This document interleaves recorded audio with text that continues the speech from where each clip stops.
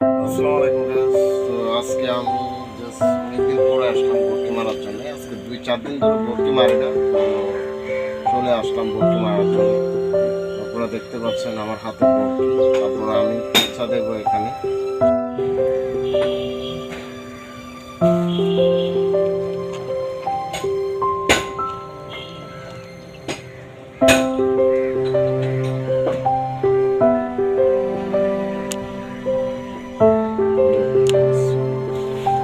তো এখানে হচ্ছে আমি ভর্তি মারবো এই জায়গায়।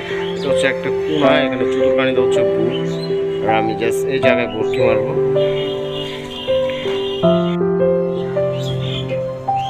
আমার ভর্তি গাতা হয়ে গেছে, তো দেখতে পাচ্ছেন।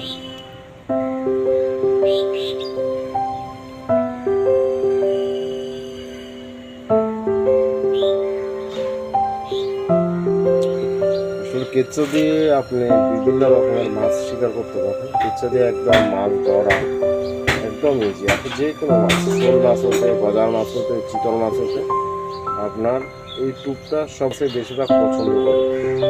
আপনারা যদি সুন্দর করে যদি মারতে পারেন তাহলে ইনশাল্লাহ অবশ্যই পাবেন।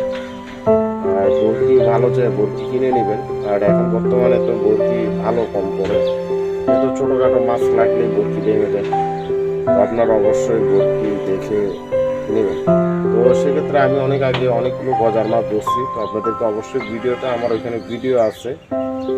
আমি এখানে গজারও ধরি, শোল ধরি, সব ধরনের মাছ। আর যত এখন শীতকাল, আর শীতকালে রুই মাছ, অন্য অন্য মাছ যেগুলো আছে এখন কম খাবে। আর আস্তে আস্তে গরমকাল থেকে আস্তে আস্তে ইনশাল্লাহ তখন অবশ্যই মাছ, বড় মাছ খাবে।